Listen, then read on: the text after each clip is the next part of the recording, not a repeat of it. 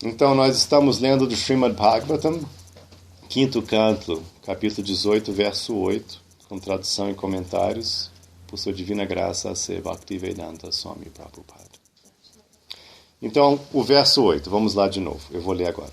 Ofereço minhas respeitosas reverências ao Senhor Nrsingadev, a fonte de todo poder. Ó meu Senhor, possuidor de garras e dentes que parecem raios, por favor, eliminai nossos desejos materialistas que neste mundo material nos impelem às atividades fruitivas. Faze o obséquio de manifestar-vos em nossos corações e dissipai nossa ignorância para que, por vossa misericórdia, possamos tornar-nos destemidos na luta pela existência neste mundo material. Então, é famoso Nrsingadeva, ele é famoso porque ele dá proteção, ele vem para proteger Prahlada de um ataque muito terrível do próprio pai dele, que era um grande ser do mal. Então, Nrsingadeva, os devotos na tradição já há milênios, eles oram a Nrsingadeva pedindo proteção. E naturalmente, a gente quando fica nesse campo religioso, a gente entra nessa onda de pedir proteção, né? Ah, por favor, meu ente lá tá com, né, não sei o quê. A gente vai pedindo proteção, saúde, da casa, não é? Por favor, emprego, negócios, né? Então a gente vai pedindo assim, é normal, e a gente fica nessa, tudo bem, né? Tá aqui um mundo cheio de perigos, né? Então eu quero ajuda para andar na rua escura, eu quero proteção de Deus para dirigir nas estradas. Ok, tudo bem. E isso não é ruim. Legal, ótimo, né? Você está pedindo proteção a Deus, tudo bem. Mas olha só o que Prahlada Maharaj pede, olha a proteção que ele pede. Então Prahlada, um sábio, um santo iluminado, uma alma transcendental, uma pessoa que já é uma pessoa completamente libertada da identidade com o corpo material, ele não se preocupa mais com as coisas do corpo e ligadas ao corpo. Então a pessoa iluminada, uma pessoa autorrealizada, ela já não está mais, olha, você quer saber? Eu estou aqui dentro desse corpo, eu vou cuidar dele muito bem enquanto estiver aqui, porque é o meu dever, vou cuidar dele bem, vou manter ele bem saudávelzinho, né? Que nem você pega um carro emprestado. Poxa, seu melhor amigo te empresta um carro. Você vai detonar o carro? Vai levar ele lá para São Jorge lá e... Vai. Mas você não vai assim, bem rápido, né? Vamos ver o que esse carro faz aqui. Vamos ver se eu consigo um 180 aqui nessa estrada de terra. Não, né? Você não vai lá chutar, fechar a porta, pá, né? Não, você vai tentar manter o carro bacana, você não vai deixar ele largado com a chave. E você vai cuidar do carro. Não é seu, mas você vai cuidar dele porque é de um amigo. E o seu corpo também é emprestado. Você não vai jogar ele de qualquer jeito, você vai cuidar dele, fazer o que tem que fazer, mas vai cuidar. Mas a pessoa autorrealizada, a pessoa que realmente está nesse estado já de Prahlada, estado de perfeita autorrealização, ele faz isso tudo, mas ele não está nem aí se perder o corpo, entendeu? Porque ele está preso dentro do corpo, então ele não está nem aí. É que nem se você é um amigo e fala, não, eu quero o carro de volta, tudo bem. Não era meu mesmo, pô, é legal, o cara deixou eu usar, tá bom demais. Não é meu mesmo. Então, a pessoa já não se identifica e não se preocupa com os aspectos materiais da vida. O que dizer das coisas ligadas ao corpo? Ah, tal pessoa e tal parente e tal caso e tal... quer saber? Se Deus quiser que ele proteja, ele protege. Se não é para proteger, não é para proteger. O que ele quiser vai acontecer e eu estou tranquilo sabendo que Deus é meu melhor amigo. O que acontecer vai ser bom. O que acontecer vai ser bom. Não me preocupo, eu sei que eu tenho que tirar uma lição, seja lá o que for. A lição pode ser dura, pode levar um tempo para eu digerir a lição, pode ser tranquila, mas eu não estou preocupado.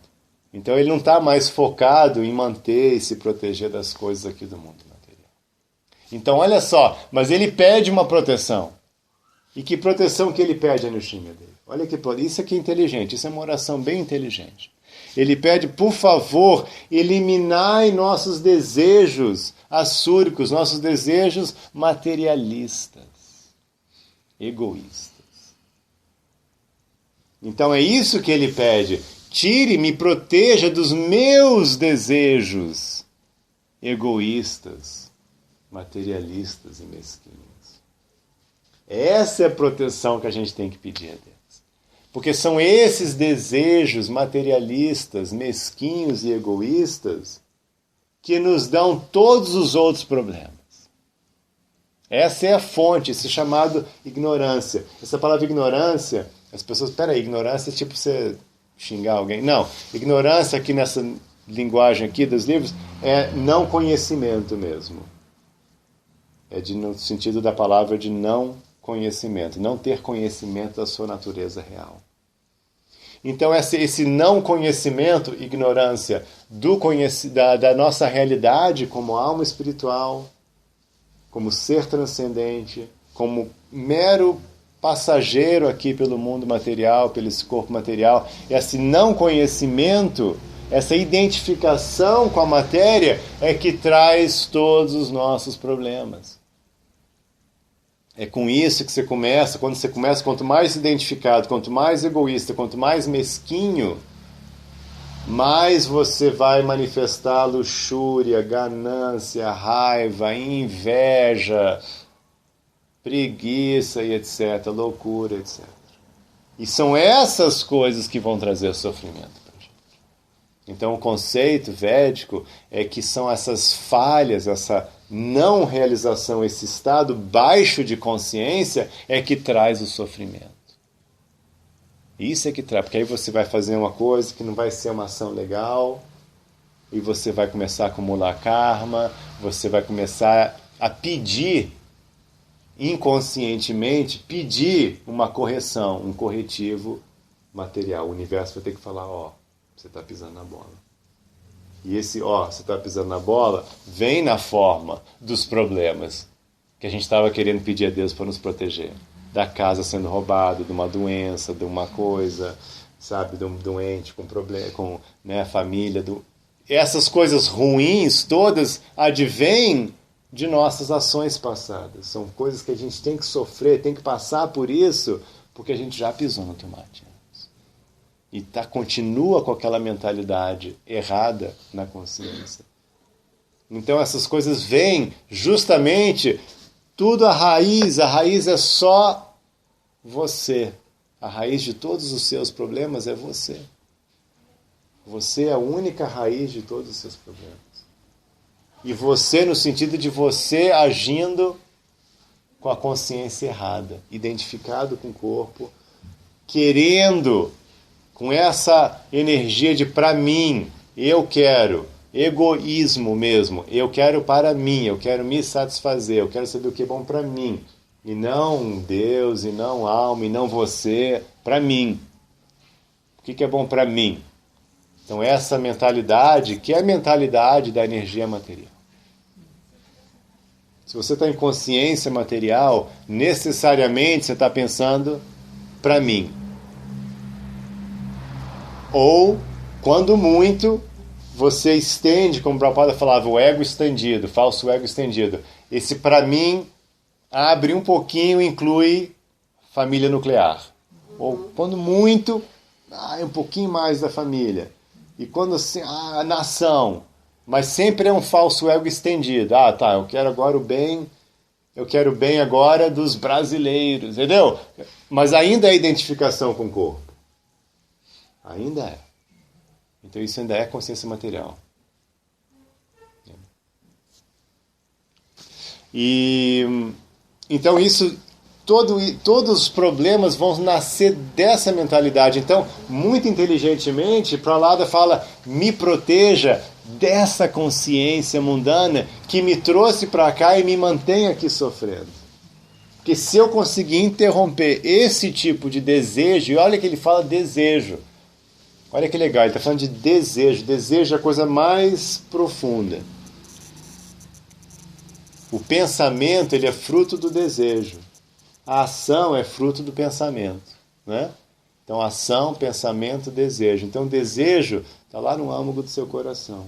Então, ele fala, não quero nem ter o desejo, muito menos vamos parar a coisa na raiz, na semente. Eu não quero ter o desejo material. Porque Porque se eu não tiver o desejo material, meu estado de consciência vai estar iluminado, tranquilo, e eu vou estar feliz da vida, eu vou estar em bem-aventurança ilimitada. Não importa o que esteja acontecendo ao meu redor. Como Krishna fala no Bhagavad Gita, o yogi, mesmo cercado das 3 misérias, ele está em estado de consciência jubiloso. Porque ele não está identificado, ele não está investindo na matéria ao redor dele para o prazer dele. O prazer dele é interno, é a conexão dele com o Supremo. Ele não precisa de um fluxo externo, ele não precisa de um resultado externo para ficar bem. Porque isso é consciência material. Consciência espiritual, você já naturalmente fica bem pelo seu contato interno. Ok? Então, olha só, ele faz esse desejo e pede diretamente, por favor, manifeste-se em mim. Né? Ele fala aqui no nosso coração, no meu eu, manifeste-se, torne-se presente e dessa forma dissipai nossa ignorância. Tire de mim essa ignorância que me deixa longe da consciência. Tira isso de mim. Então, na cultura védica, nessas culturas orientais, diferente das culturas abraâmicas, né, de cristianismo, a gente não pede proteção contra o mal como uma coisa externa. Ah, Deus, me proteja do mal. Não. A gente sabe que o problema está aqui dentro. Então a gente pede, por favor, me proteja da ignorância. Me proteja dessa falta de iluminação. Esse é o nosso perigo. Essa é a única coisa que a gente tem a temer. O externo, vai vir um monstro, vai vir um ladrão, vai vir uma doença, vai vir uma guerra. Isso aí já é manifestação externa do lixo interno. Já você que já fez, você já encomendou aquela porque você já pisou na bola. Já está vindo porque você já encomendou aquela encrenca. O problema é totalmente interno. Então, nossa oração, essa oração que a gente deve fazer a Deus é, por favor, tire esses desejos baixos, mesquinhos, egoístas do meu coração e, por favor, me ilumine. E Krishna fala no Bhagavad Gita, eu ilumino você no seu coração, eu pessoalmente vou tirar a ignorância do seu coração. Ele fala isso no Bhagavad Gita, que ele está disposto a prestar essa ajuda, esse serviço a nós. Então ele pede essas duas coisas, e aí com isso ele fala, assim nós vamos nos tornar destemidos, sem medo. Vou perder todo o medo desta luta pela existência do mundo material. Porque a gente está numa luta, né? Caso vocês não tenham reparado, né? Mas é uma luta, não é? A gente está numa luta pela existência material. É uma dificuldade atrás da outra, né? Vamos ser sinceros, né? É uma coisa atrás da outra. A gente tem que constantemente correr atrás de comida, né? Daqui a pouco, peraí, já passou 3, né? Comida, tem que conseguir comida, tem que conseguir dormir, agora tem que conseguir esse afeto, tem que conseguir esse impulso emocional, agora tem que conseguir, né, passagem, teto, né, aluguel, não sei o que, trabalho, carro, toda hora, né, toda hora tem que isso, tem que aquilo, agora tem que tomar banho, agora tem que dar saúde, agora estou com dor nisso aqui, agora tem que aquilo ali, aí tem que ir no hospital, aí é uma luta. É uma luta pela existência material, né? Não tem trégua. A gente vai de férias, mas não para, né? Toda hora também vai lá e tem que comer, e tem que dormir, tem que chegar em tal lugar, e tem que não sei o quê, tem que checar a internet, né? Não para. Então essa luta, mas a gente está com essa ansiedade que vira medo, né? Ansiedade barra medo, né? Porque a gente está nessa luta, nunca sabe, será que vai? Será que eu vou conseguir? Será que agora eu não vou ficar doente? Será que o negócio é grave? Será que... Então ele fala, se você tirar esse desejo mesquinho do meu coração, se você limpar essa falta de conhecimento transcendental, se você me livrar dessa ignorância, né, e me trouxer essa iluminação transcendental, aí naturalmente eu vou ficar completamente destemido aqui no mundo material. Vou ficar feliz, tranquilo e destemido, porque eu já estou bem. Porque a alma, a pessoa em consciência correta, sabe que ele é alma eterna. Isso é um dos conhecimentos básicos que a gente tem no caminho. Você é uma alma eterna, inviolável, sempre existente E sempre vai existir, sempre existiu e sempre vai existir.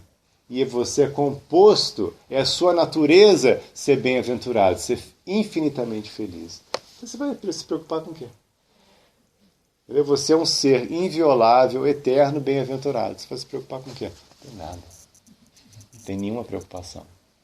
Então, naturalmente, nós não temos nenhuma preocupação. Então, todas as preocupações que nós temos são frutos da nossa consciência baixa, da nossa identificação com a matéria.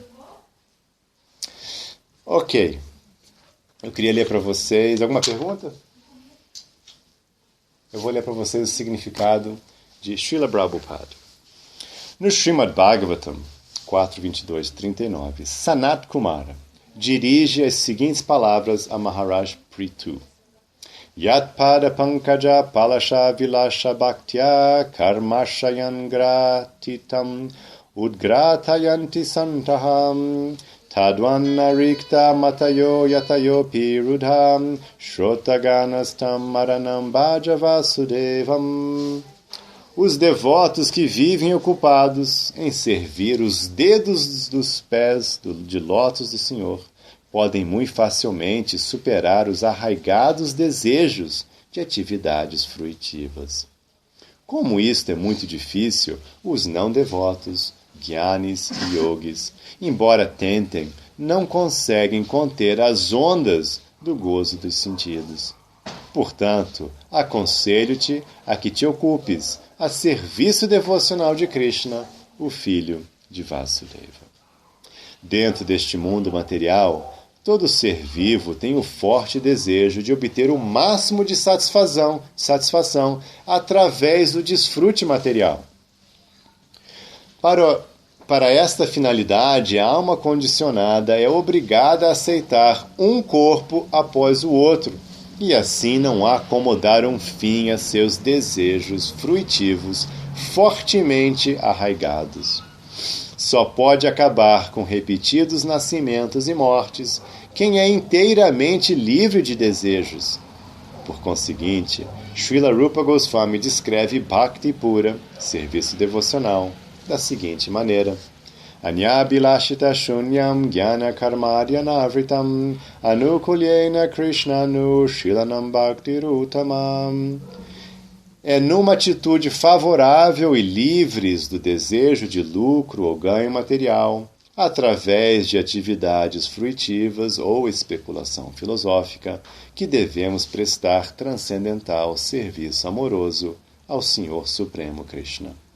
Isto chama-se serviço devocional puro. Só pode ocupar-se em pleno serviço devocional ao Senhor quem está inteiramente livre de todos os desejos materiais, que são causados pela densa escuridão da ignorância. Por isso, devemos sempre oferecer nossas orações ao Senhor Nrsingadeva, que matou Hiranyakashipu, a personificação do desejo material. Hiranya significa ouro e Kashipu, almofada ou cama macia. Os materialistas sempre desejam dar conforto ao corpo e para isto precisam de enormes quantidades de ouro. Logo, Hiranyakashipu era o representante perfeito da vida materialista. Portanto, enquanto não foi morto pelo Sr. Nrsingadeva, ele causou muita perturbação ao devoto mais elevado, Prahlada Maharaj. Assim como Prahlada fez neste verso, todo devoto que tem em mente livrar-se dos desejos materiais deve oferecer suas respeitosas reverências a Nrsingadeva. Srila Prabhupada aqui. Então o ponto é esse, que nesse nosso caminho a gente está tentando chegar ao ponto de se livrar de dois incômodos, dois problemas que nós temos aqui. O primeiro é o desejo por resultados, por coisas do mundo material. Então, naturalmente, agora, nesse estado de consciência onde todos nós aqui nos encontramos, a gente quer satisfação e prazer através da matéria. Porque como eu estou identificado com a matéria, naturalmente eu vou querer prazer pela matéria. Ou seja, através do corpo e dos sentidos. Então você vai ver essa expressão, gratificação dos sentidos. O que é isso? é que a gente está querendo achar a felicidade de fora. De fora para dentro. A gente quer felicidade de fora para dentro através dos sentidos. Então você quer, né, uma bela vista, você quer uma cama macia, uma cadeira gostosa, um filme, uma música legal, né? Então a gente está buscando de fora, toque, sexo. Você está querendo o prazer vir de fora. Porque a gente quer prazer, é natural da alma querer prazer. Isso é natural do ser vivo. A alma quer prazer. Mas no estado de consciência material, esse prazer você quer de fora para dentro. Porque da onde você vai pegar? Você está identificado com a matéria, com o corpo. Você não sabe buscar esse prazer interno. Então, naturalmente, você vai e busca essas duas coisas. Conforto e prazer. Entretenimento. Né? Naturalmente, a gente quer conforto e entretenimento. Esse é o resumo da vida materialista atual, né? Conforto e entretenimento. Então, cada vez mais, televisão, não sei o que, a gente quer o filme, a música, a cadeira, tal, o carro, legal, a gente quer isso. Porque o prazer vai vir disso. E sexo e tal, não sei o que. Aí uma bebida, uma intoxicação, a gente quer tirar disso. Mas, de novo, no caminho espiritual, você fala, não, peraí, eu já tentei isso. Não dá muito certo. Esse processo de tirar prazer do mundo material, ele tem uma falha intrínseca. Para começar, eu não fico totalmente satisfeito. Eu sempre estou ficando um pouquinho frustrado nessa história. Não está dando certo. Né? Você vai no melhor cinema, melhor cadeira, e aí tal, você vai querer aquela pipoca, aí você vai ver aquela manteiga, não é nada de manteiga, era um óleo treconso lá, sabe, sei lá o que era, né? Acho que eles tiram dos postos, né? Passa lá, dá uma processada, enfim, aí você começa a ficar com dor de barriga. Aí você fica lá no cinema, aí o filme é uma porcaria. E aí? Aí, sei lá, né? Aí tem uma pessoa chata, aí você tá com sono, e aí pronto, quer dizer, você tentou, mas não deu certo. E para chegar lá, você teve que dirigir, estacionar, não sei o quê, né? Não deu certo. Então você vai lá e foi legal, tá, gostei, mas, né? Não deu muito certo. E para você poder ir no cinema, você teve que trabalhar 44 horas, 60 horas na semana, né? Então, assim, é um negócio falho, né?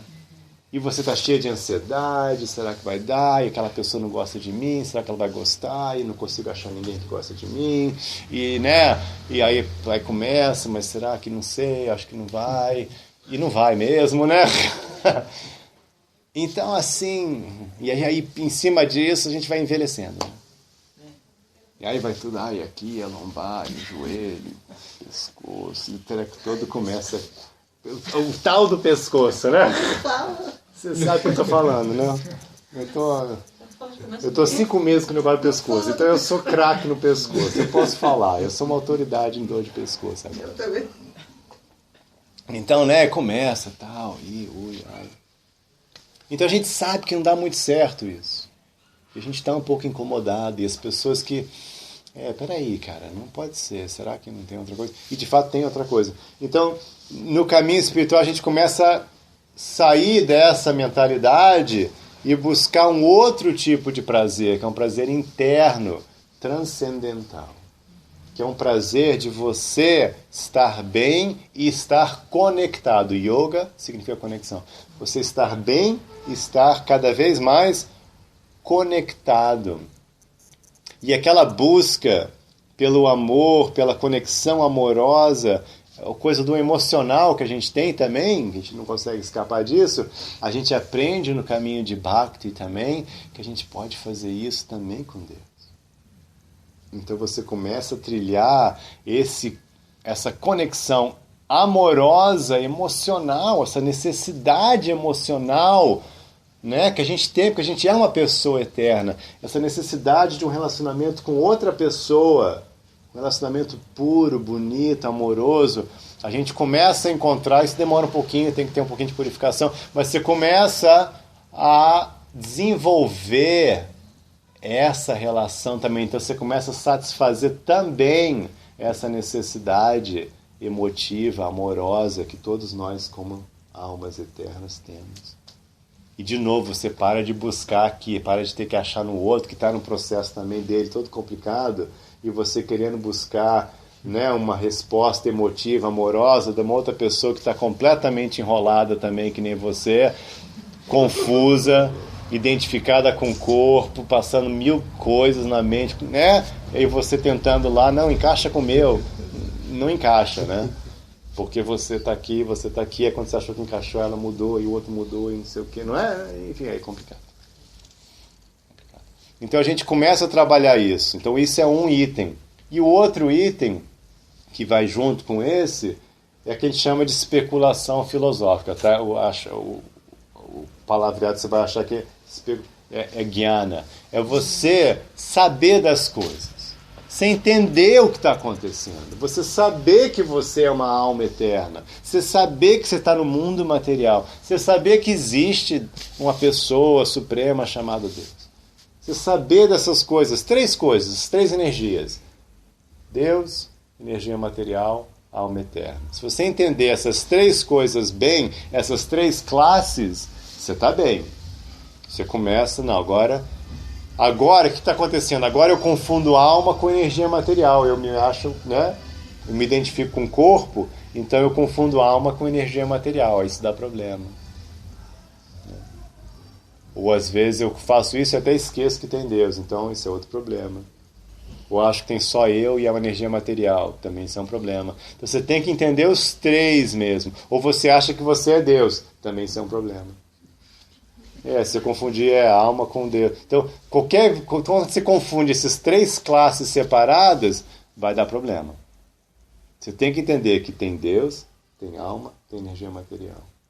Tudo bem que eles têm uma inter-relação, blá, blá, blá, a gente não vai estar nesses detalhes agora. Mas você tem que entender que são três classes distintas. Eu, alma, não vou virar energia material não vai virar alma, nem energia material nem alma vão virar Deus. Apesar de Deus ser a fonte dessas duas energias inferiores. Ok? Enfim, então, jnana, essa coisa de livre de especulação filosófica, você ser um devoto puro, como falado por Rupa Goswami, significa você entender o básico da sua situação. Entender o básico que eu falei e esse trabalho árduo, longo, da gente começar a desligar desse plano falhado, desse plano que já falhou, a gente sabe que ele falhou, de buscar prazer externo e começar a trabalhar a conexão interna e o prazer da evolução da consciência, o prazer da conexão com a transcendência. Esse é um longo trabalho, é isso que a gente vai... Isso é o yoga, a gente trabalha nisso todos os dias, a gente vai fazer nossa meditação, nossos estudos, nossos trabalhos, nesse sentido, de gradualmente sair desse estado de consciência materialista, mundana, que é necessariamente egoísta, e começar a trabalhar com o conceito teísta, que Deus é o centro de tudo, que eu me conectando com Deus, eu satisfazendo Deus, eu vou ficar feliz.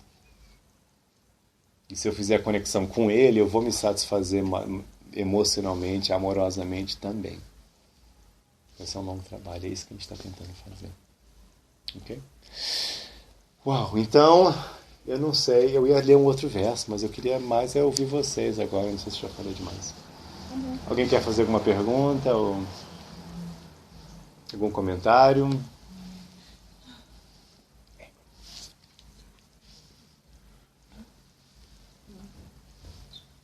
Não? Então, eu vou ler outro verso, hein? Por favor. Tá, então eu vou ler outro verso, eu não vou ler o significado que é muito longo, mas é um verso muito bonito para a gente ver a mentalidade desta alma pura e elevada. Como que pensa um devoto perfeito, como pensa uma alma libertada já do mundo material. Então, Prahlada Maharaj fala assim, olha só a oração linda que ele faz para Nrsimhadev, para Deus. Que haja boa fortuna em todo o universo e que todas as pessoas invejosas possam apaziguar-se. Que todas as entidades vivas tornem-se tranquilas. praticando Bhakti Yoga. Pois aceitando o serviço devocional, pensarão no bem-estar recíproco. Portanto, ocupemo-nos a serviço do Senhor Sri Krishna, a transcendência suprema, e permaneçamos sempre absortos em pensar nele. Vou repetir. Que haja boa fortuna em todo o universo e que todas as pessoas invejosas possam apaziguar-se. Que todas as entidades vivas tornem-se tranquilas praticando Bhakti Yoga, pois aceitando o serviço devocional, pensarão no bem-estar recíproco. Portanto, ocupemo-nos a serviço do Senhor Sri Krishna, a transcendência suprema, e permaneçamos sempre absortos em pensar nele. Então, o devoto puro, ele está desejando o bem-estar de todos. Especificamente aqui ele foca em a coisa da inveja. Srila Prabhupada, nosso mestre espiritual, fala que só está livre de inveja uma alma já libertada do mundo material. A gente pensa, não, mas eu não tenho inveja. Mas nós temos. É só você olhar um pouquinho mais. Porque, olha só como é que você... Eu vou falar como é que eu tenho inveja. Olha só, eu já ia falar como é que você tem inveja. Mas a inveja, se você deseja qualquer coisa nesse mundo material, qualquer coisa. Ah, eu queria um cabelo assim. Ah, eu queria o carro assim. Eu queria aquele carro. Ah, eu queria tal apartamento. Ah, eu queria tal corpo. Eu queria tal saldo bancário. Eu queria tal fama. Ou mesmo, sei lá, eu queria estar esquiando agora. Qualquer coisa que você queira. Qualquer coisa que você imagina, tem alguém que tem. E você não tem. Então não adianta. Não adianta. Não, você não está tudo bem. Alguém tem e você não tem. E querendo ou não, você vai falar... E se você souber que aquela pessoa quebrou a cara... Então você vai gostar. Já viu aquela coisa que tem toda hora parece na mídia, quando tem um carrão que bate e é notícia nacional? Já não viu? Não tem? Ah, Ferraris, Lululu, não sei o que das contas. Ah, fulano bateu lá como é que chama aquela lá perto de São Paulo? Aquela... Sei lá, na Marginal. Aí todo mundo, olha, Ferrari toda detonada. Todo mundo gosta de ver, né? Ah, o carro de 1 milhão de... Ah, legal, todo detonado. Não é? É natural. Todo mundo adorou ver lá o Ike Batista, né? Ah, olha, ele quebrou a cara mais ainda. Todo mundo gosta, né? Isso é legal. A gente fala que não, né? Aí pessoa, fulaninha. Então, a gente tem isso. Às vezes está manifestado grosseiramente, às vezes está reprimido. Não, isso é feio. Para com isso. Mas está lá. Então, a inveja é uma coisa assim que surge do desejo material. E aqui ele está falando que que essa inveja possa terminar. Como? Aí ele fala... E como é que vai terminar a inveja? E como é que vai ter boa fortuna a todos? Ele não só fala assim uma oração sentimental. Ah, que todo mundo fique bem. Não. Ele dá a solução. Como que vai todo mundo ficar bem? Todo mundo fique bem praticando Bhakti Yoga. Porque senão não vai ficar bem. Não adianta desejar, eu quero que o mundo se fique bem. Mas se você não fizer, você vai ficar mal. Um dia eu vou ficar só... É papo furado. É papo furado. Você não vai ficar bem se você não se cuidar. Tem essa coisa muito forte na cultura de yoga. Tipo assim, tudo bem, eu quero bem para você. Deus quer o teu bem. Imagina eu querer. Deus quer teu bem. Deus é teu pai, teu melhor amigo. Ele quer você completamente bem. Mas você vai ter que fazer.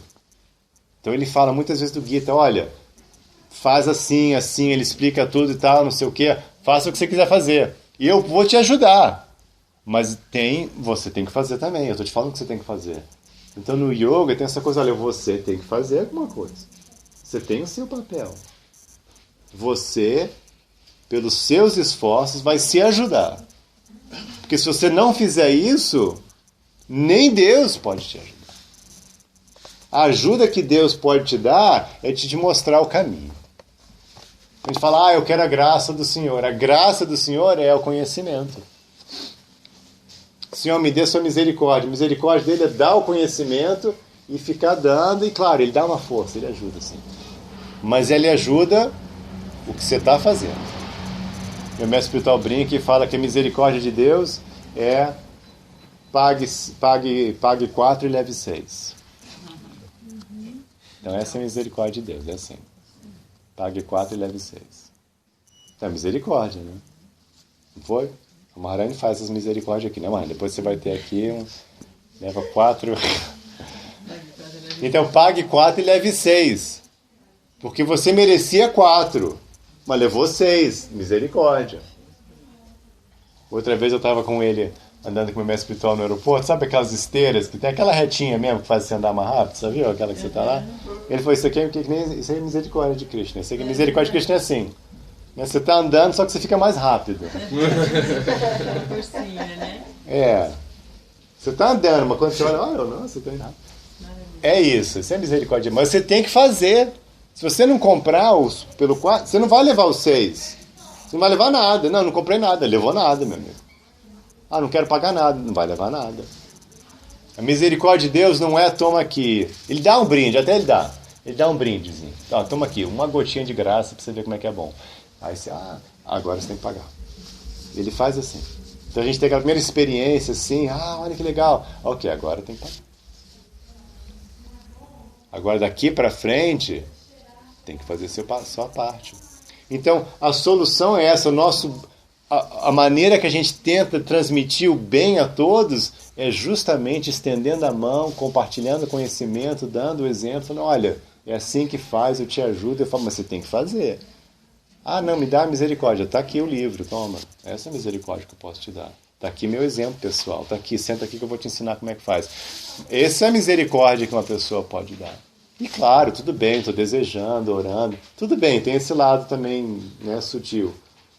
Mas nada adianta isso se a pessoa escolhe com livre arbítrio dela, fala, não, vou ficar empacado aqui que nem um jumento. Não vai adiantar. Empacou, ninguém vai tirar, acabou.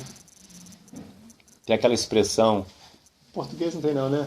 Aquela que você pode levar um cavalo até a água, mas não pode forçar ele a beber. Vocês conhecem essa expressão? Vocês conhecem? You take a horse to the water, but you can't make him drink. Entendeu? Você pode levar um cavalo até a água, mas você não pode forçar ele a beber. Não tem em português isso, não? É legal essa expressão, né? Porque o cavalo, se levar até a água, você pode, né? Você vai lá, pega e leva até o rio. Agora, não tem como você fazer ele beber. A gente tem aquele ditado que diz, né? Não dê o peixe, ensine a pescar. Só que nesse caso não tem como dar o peixe mesmo. Só tem como... não tem como. Nem o peixe de glúten, de tofu. Não tem. Não tem. Quem dera se tivesse, você olha, Deus já, né? Mas não tem mesmo. Porque a gente tem uma coisa chamada livre-arbítrio. É uma qualidade divina da alma, livre-arbítrio. Você vai fazer o que você quiser. Vai ter as consequências, mas você vai escolher. Então ninguém, nem Deus, tira de você o livre-arbítrio. Então você vai fazer o que você quer. E você vai colher os frutos do que o caminho que você escolheu. Então ele está lá, toda hora ele vem pessoalmente como um avatar, que a gente está celebrando hoje, vindo mais um avatar, ele manda alguém, tá tudo. Ele está fazendo um marketing, ele tem o trabalho dele, mas na última instância você decide se quer o produto ou não. Você compra ou não. Ok? Então é isso. Então ele pede que todos se ocupem nessa conexão, em Bhakti, nessa conexão suprema, e fique absorto em pensar sempre em Deus. Então essa é uma receitinha que tem em todas as escrituras, que no fundo, se for reduzir, é você ter mente e inteligência fixa em Deus. Esse é o resumo da novela. Assim. Se você conseguir ficar com a sua mente e inteligência fixa em Deus, no dia a dia, ao fazer as suas coisas, a cuidar do seu filho, da sua esposa, do seu marido, fazer seu trabalho. Se você conseguir fazer isso, aí está legal, você está fora da ilusão. Você não está mais iludido, porque você está sabendo a realidade que tem por trás de tudo. Então ele fecha assim. Ok. Então são 2 versos que eu queria ler para vocês. E eu queria agora ouvir alguma pergunta, algum comentário. Qualquer coisa. Show. A gente estava falando sobre isso, né, hoje na cozinha, né? Sobre estar com a mente fixa, né? Em Deus, confiar nessa união, né? Depois da conversa que a gente teve, eu conversei com ela, e essa coisa de não ficar fazendo tantos planos, né? Porque no fundo a gente não sabe mesmo o que vai acontecer e fica na ansiedade, né? Que é o que está rolando. E se você fica com a mente fixa na sua atividade, no seu dever, em Deus, você começa a ter essa união com Ele, que é esse yoga, né? E as coisas começam a acontecer naturalmente. Você começa a perceber, né, os conselhos de Deus. Isso. Né? É muito legal, porque aí você se mantém num lugar mais neutro, fazendo a sua função, executando ali sem expectativas, sem grandes julgamentos, tentando manter ali o foco no dever, né? E aí, naturalmente, ali acontece uma união. E dessa união você começa a receber umas percepções, uns insights, uns ensinamentos. O que você observava antes com um olhar invejoso, com um olhar malicioso, você começa a observar com um olhar mais neutro. E ali começam a rolar uns ensinamentos mesmo, umas novas percepções. É muito legal. Muito bem falado, é isso mesmo. Ficar tranquilo para sentir o caminho que você tem que seguir. Eu tenho uma pergunta. Você primeiro. Eu tive a felicidade de participar de um festival Hare Krishna em Santa Mônica, Califórnia, uma vez. Quando? Very long ago. Eu tinha Me dá uma década, pelo menos. 80. Ah, legal. Okay. Eu tinha ido para lá para receber aquele yoga do Yogananda e fomos passar o dia em Santa Mônica. E eu estive lá no templo, aquele Panchatattva, você vê lá, tem 5 figuras no altar. E os Haris estavam fazendo uma festa na praia, com tendas incríveis e uma música incrível. E uns amigos yogis falaram para mim, vamos comer lá, essa é a melhor comida que você vai comer.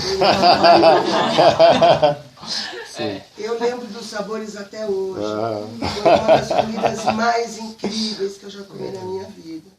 Sabor, prazer. Então é da carne, né? Aquilo que eu senti não era só do espírito. Eu sei que vocês cozinham para Deus, mas cozinham com, desculpa a palavra, com tesão, né? Então como que fica isso, assim?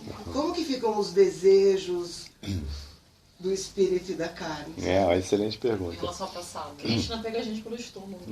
É muito bom, né? Eu nunca vou esquecer. A questão do alimento, né, da praçada, que a gente chama que de fato é um dos elementos assim, fundamentais da prática, é porque a gente está fazendo realmente para Deus, é para a satisfação dele. Então a gente faz realmente a melhor comida possível, assim, dentro das nossas limitações. A gente faz a melhor comida possível. E aquela comida, ela é de fato sim, espiritualizada. Então é um ato espiritual você comer aquela comida. Não tem problema ela ser deliciosa. Você fica, nossa, que delícia. A gente come um pouquinho tranquilo. A gente não tem essa colher de chá. Pode fazer porque é praçado. Com praçado, né? Se você ofereceu o alimento, né? Se você fez, ainda mais esse que foi realmente feito para Deus, oferecido a Deus. Aí você pode mesmo. Claro que no estado mais avançado, a pessoa, ao comer, ela está de fato sentindo a conexão e sentindo o amor e o Deus, entendeu? Ela está naquele estado de conexão, é um ato até contemplativo, você comer. Inclusive a gente usa o termo assim, honrar praçada, não comer praçada. Você está de fato honrando aquela praçada sem misericórdia. Você está pegando aquela misericórdia de Deus e você está sentindo a conexão. Então, assim, mas também no começo não tem problema não, pode... O Prabhupada falava que, sabe, pode fazer à vontade, não esquenta não, vai lá. Legal, depois você entender pelo menos que... Karma free. Karma free, pode aproveitar. Agora, como é que ficam as outras coisas? As outras coisas, a gente de fato tem uma vida normal, assim, no sentido externo, E não é que a gente vai dormir no chão, não é que você vai abrir mão de travesseiro, ou de água quente, ou até mesmo de uma cachoeira, de um passeio, de um filme. Você não precisa abrir mão de nada disso, porque tudo tem o seu lugar. Então, um pouquinho assim, a gente vive uma vida não necessariamente buscando esses prazeres externos, senão que cumprindo os nossos deveres. E parte dos seus deveres, a gente tem deveres, né, com família, com trabalho, com sociedade, etc. Mas parte dos nossos deveres, é o que a gente chama de deveres naturais, inclui, Krishna fala, comer, dormir, trabalhar e divertir-se. Então Krishna fala que o yoga ele tem que equilibrar essas 4 coisas. Krishna fala no Bhagavad Gita isso. Então, de fato, até mesmo você ir para uma cachoeira, isso faz parte, até porque é uma necessidade mesmo do ser, ele precisa disso, mas você faz isso com que estado de consciência? Conectado. Essa é a diferença. Você está pensando em Deus ou não? Você vai para aquela cachoeira maravilhosa, só desfrutando a cachoeira maravilhosa, só pensando, nossa, que delícia, e agora eu vou aproveitar, e olha só, vou falar para meus amigos, eles vão ficar com inveja de mim. Ou você está lá pensando, olha só, olha que beleza que Deus fez, olha só como é que ele é incrível, olha só, ele é o supremo paisagista, olha só como é que ele fez isso aqui. Entendeu? Que estado de consciência que você está aí. Você pode se divertir, você vai gostar, mas você está num estado de conexão, sabendo que você é alma eterna, que você está lá e agradecido a Deus, obrigado por me dar essa chance aqui. Entendeu? Então o estado de consciência muda. Mas você faz essas coisas, pode ter, você pode, né, ver um filmezinho, vai dormir numa cama gostosa, com travesseiro, tomar banho de água quente, não tem problema. O problema é que, e certamente, comer a comida, que aí diretamente é um ato espiritual mesmo, né? Porque é pressado.